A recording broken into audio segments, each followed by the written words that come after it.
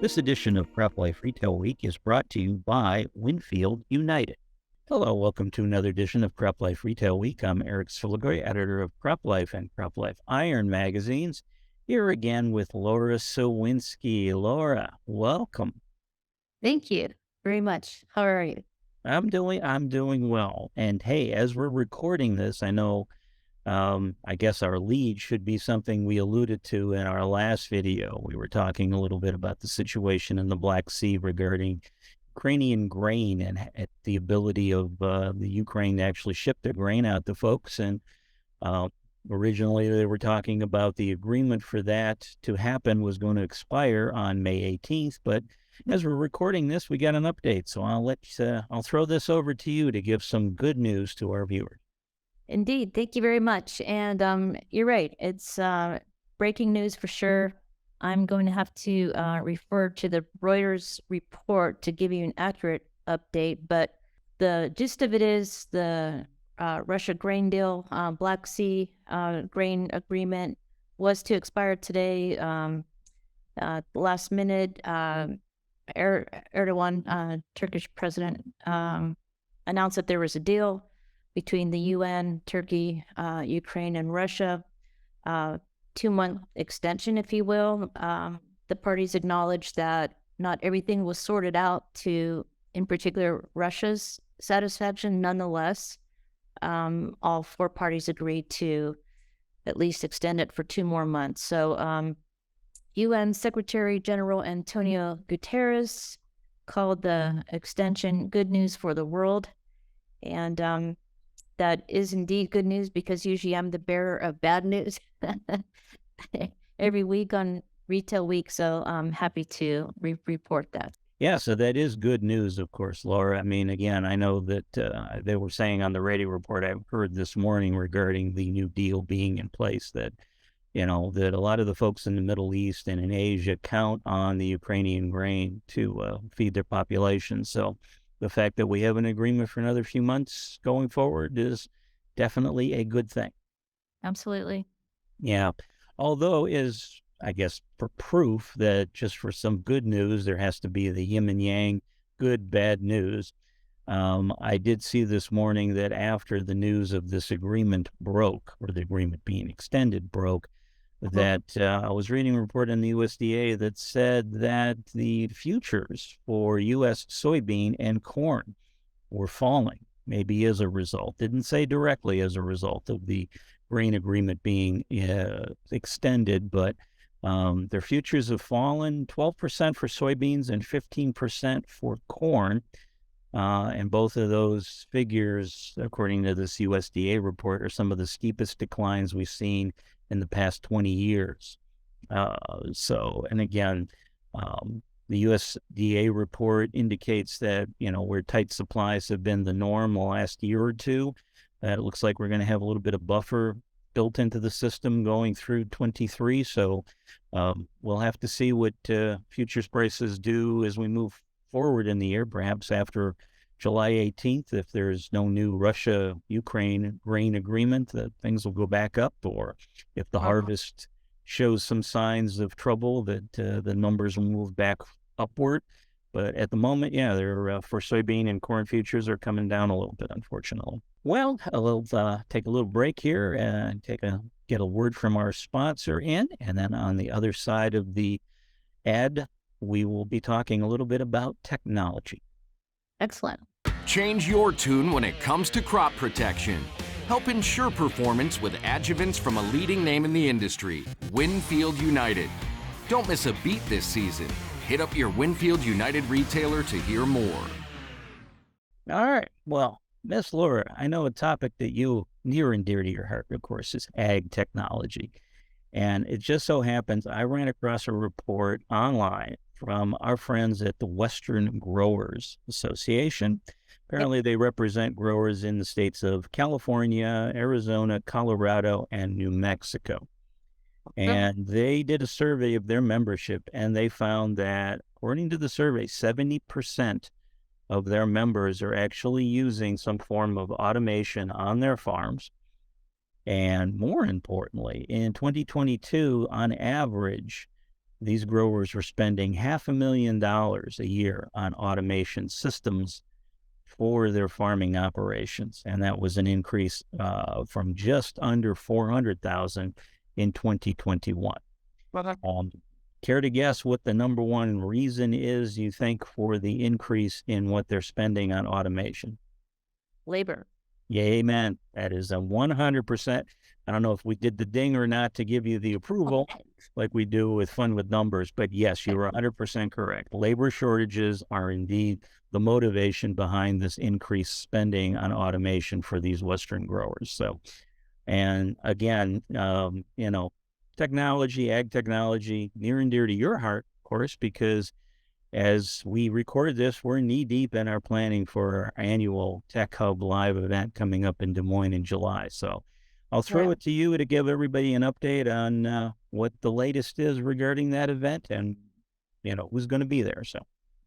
Yeah, actually, I did see that survey from Western growers, and that did stand out for me as well.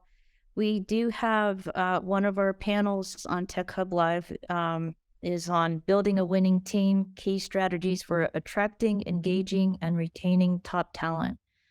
So we'll have a couple panelists talking about not only how to attract labor, what the labor market looks like, what types of things young people coming into the ag industry are looking for from employers.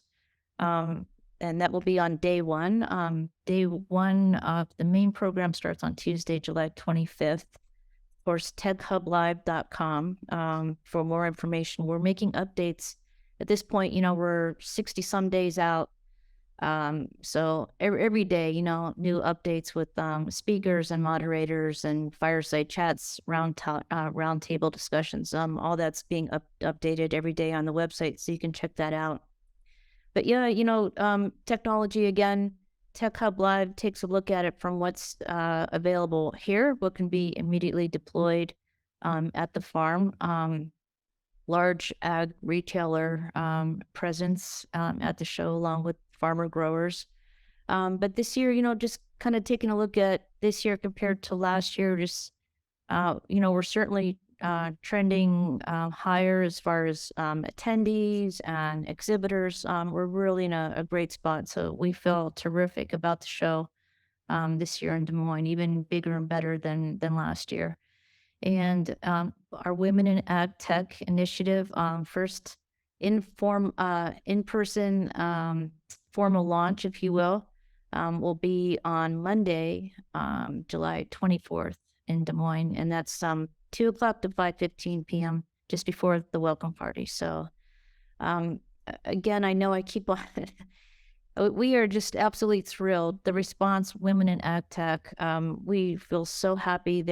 We've just gotten terrific feedback from the community of, women who are have some kind of role in ag tech, and we're learning a lot. We're certainly taking a lot of suggestions and ideas from the Women in Ag Tech community to build a program, not only for Tech Hub Live in July, but once the show concludes, Women in Ag Tech will continue to grow, and so we'll have a formal program and content throughout the year. So super excited about that. More information on Women in Ag Tech is accessible through the techhublive.com site. So check it out. And we will be announcing the keynote soon, just putting kind of the final touches on that as well. So super excited about the program. Very good. Yeah, here? sure.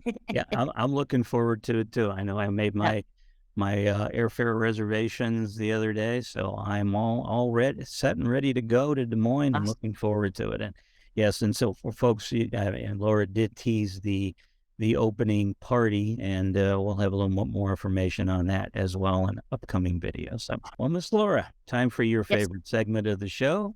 Time for Fun with Numbers. All right.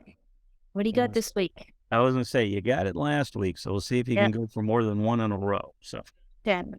unlike my favorite baseball team these days. But anyhow, all right. Well, this week I have a number for you, and it is just not a percentage, not a dollar amount, a number. The number is 8. It's Yes, which I was always told was the perfect number because you throw it on its side, it's the infinity symbol. So, but yeah, I know. More worthless information from Eric. Sorry, viewers. All right. So anyhow, your number is 8. Now, you'll catch on where we're going with this once you realize the options you have here. So, is 8, is that A, the number of states that are ahead on their soybean plantings through early May? Is it B, the number of states ahead on their corn plantings through early May? Is it C, the number of states ahead on their cotton plantings through early May? Or is it D, the number of horses I'm betting on for this weekend's Preakness Derby to make sure I win some money? And how much will you win? Like $8? Is that I'm going to say if you play all the horses and bet the minimum, I suspect that even if you're a winner, you probably are still spending more than you're winning. But okay, let me think about this. What? How does that Jeopardy? Can you do that we one? have the rights to that music. It's probably copyrighted, so we can't do that. But you could keep humming, I suppose. But oh man, I'm gonna go with soybean. Hey, you are correct, ma'am. Yes, I ran across a report that said the total U.S. soybean plantings for the year through beginning of May was at 19%, which was up from 11% back in 2022. And it basically the middle of the country, 8 states in the middle of the country, and that would be Kansas, Missouri, Arkansas, Illinois, Kentucky, Tennessee, West Virginia, and Virginia that are all well ahead of their pace from last year. And it looks like leading the pack would be Arkansas. They're at 43% soybean planted, and last year at this time, they were only at 20%. So, again, and according to the story I read, it was basically because the weather is cooperating and these guys in the Midwest are, the soil temperatures are just right and they're putting seed in the ground. So kudos to all those folks. And incidentally, if you had guessed D, you would have been correct. I actually didn't realize it, but there are only 8 horses running in this weekend's Preakness. So 8 would have been a correct answer for D, unlike most quizzes that we've done in the past. So. Well, that's good. I mean, honestly, I will say it wasn't a guess. I really thought about the weather and the rain. I really gave it some thought. So that at least it was an educated guess. You did good. Yeah, and like I said, you had a 1 in 3 shot, and if you had picked D, I would have had to give you the correct bell ringing because you would have been right. 8 is the number. So, all right. Well, again, viewers, thanks for joining us this week. And of course, thank you very much to our sponsor for this week's video, Winfield United. On behalf of myself and everyone at Crop Life, thanks for joining us. We'll see you again soon. If you have questions or comments about today's episode of Retail Week, contact us by email or Twitter, or type your message in the comment section below. Your feedback is important to us. We will try our best to address your thoughts in next week's episode, and be sure to subscribe to our YouTube channel.